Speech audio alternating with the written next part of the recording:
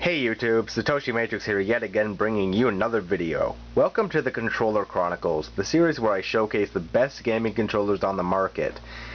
Previous installments of this series can be found in the annotations around this video.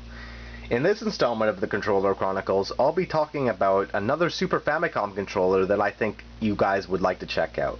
Another controller from Hori. Here is the Super Famicom SGB Commander, or Super GameBoy Commander, for the Super Famicom and Super NES.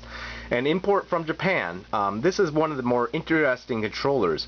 Released around the same time as the Super Game Boy, this controller actually has some unique features that can be used with the Super Game Boy, as well as being used as a standard Super Famicom or Super NES controller. So let's take a look at the actual controller itself. So right here, here's the controller. First thing you'll notice about it is that it's rather large for a Japanese controller. It's actually even bigger than the standard Super NES and Super Famicom controller. It's got this very large D-pad, which is excellent for holding Game Boy games. It's got the select and start buttons. The switch I'll get back to in a minute. It has the diamond four face buttons, and it has the L and R buttons on the face. They're actually not on the top, where they normally would be. So the reason why they're there is because they actually serve unique functions with the Super Game Boy that I'll go to over in a minute.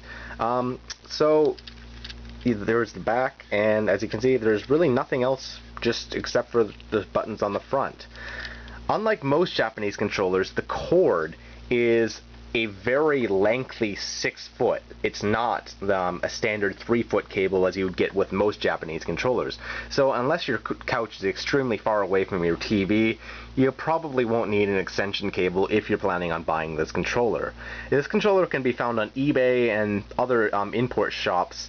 It typically sells between $30 to $60, so you know the prices do vary. So I got mine complete in box. I bought mine in an auction on eBay, so you know your mileage may vary. Okay, so let's go over the actual functions. I have it actually hooked up right now, so I have my game right there is Zelda DX actually. So I'm gonna move tripod. There we go.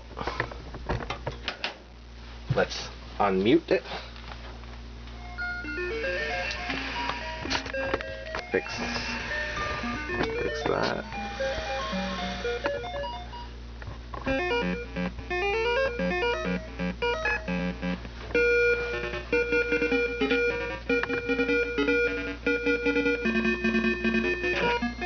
Alright, so let's go over the controller.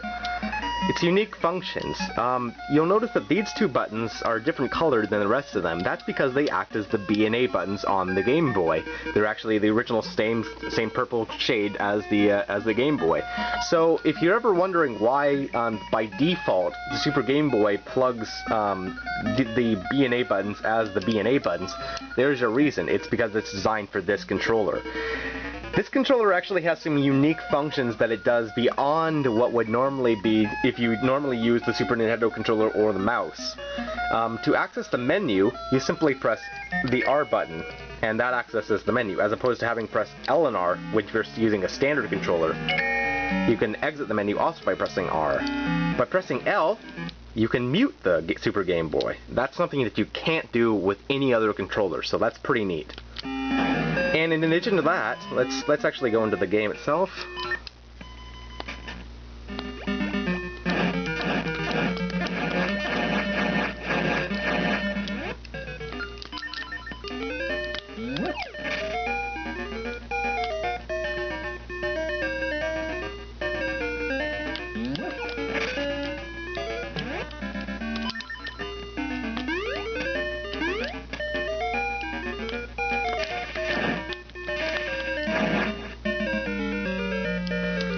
Check this out. If I press the Y button,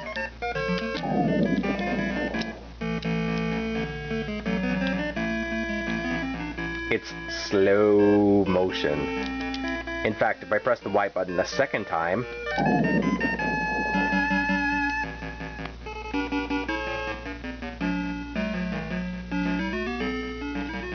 And the third time, back to normal speed.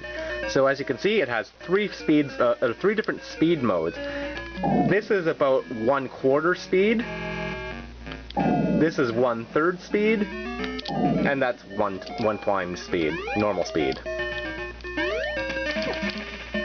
It's very useful if you're playing games, you know, like Tetris or whatever. If this, you know, game gets really hard, you can slow down the action. It's not like a rapid pressing the start button.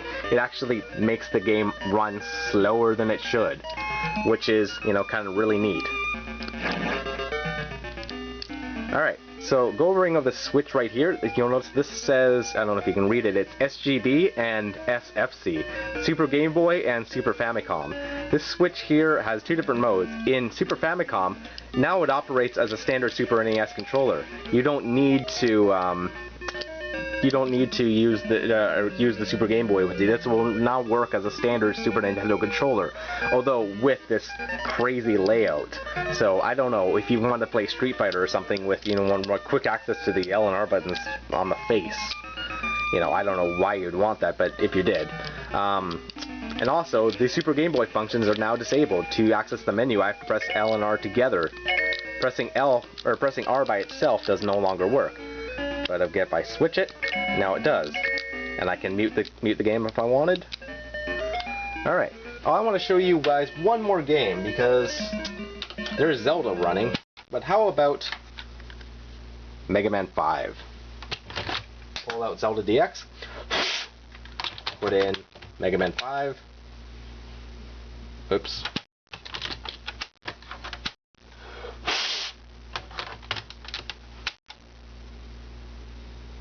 There we go. Super Game Boy with the Super Famicom Super Game Boy Commander controller. So here's Mega Man 5, or Mega Man V, Rockman World 5.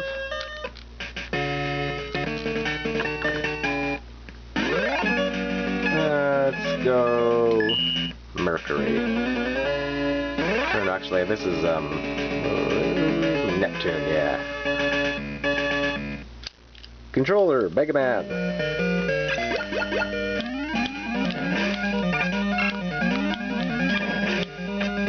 Again, muted. Speed.